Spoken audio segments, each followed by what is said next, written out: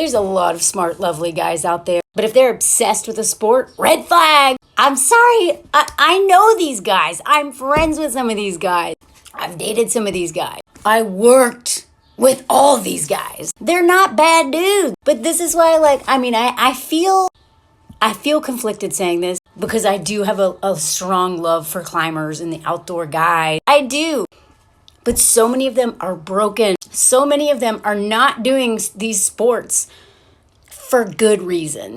I love sports. I love outdoor sports. I think they're a really healthy thing to do. But so many men who are obsessed with outdoor sports, extreme sports, things that make them feel alive, things they can hide in. Those men are oftentimes running from their feelings, running from trauma.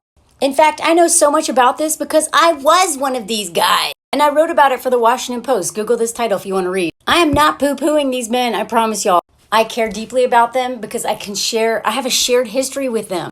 Men who are married to adventure or this extreme sport or something that makes them feel alive. A lot of them are running from trauma. They don't want to deal with their trauma. They don't want to deal with their feelings. They'll do what I did. You can't feel your real feelings. You can't face your past. You can't face the fact that you were terrified in your childhood of someone who was supposed to love you. You can't face any of that stuff when you're constantly in a state of adrenaline high or fight or flight or any of this stuff. It wasn't until I moved to New York City where I couldn't run anymore and I just had to stay in one place and work a job that I had PTSD come up from my childhood. Memories from my childhood. The whole time I was living in my truck, chasing the adventure, and I loved that life. I am not poo-pooing that lifestyle. But I am saying if you're going to date one of these men, make sure that he's in therapy and he's dealing with his stuff. Because guess what happens when they can't do that sport anymore?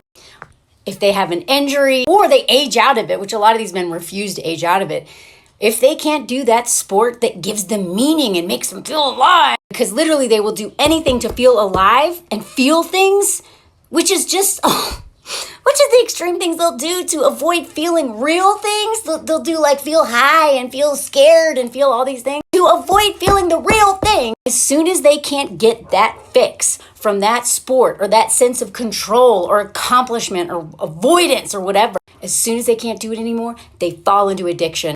I know so many climbers who drank heavily, dangerously, the moment they can't climb anymore. And a lot of recovered addicts go into climbing. Same thing. These men will make your life hell. Don't get entangled with them.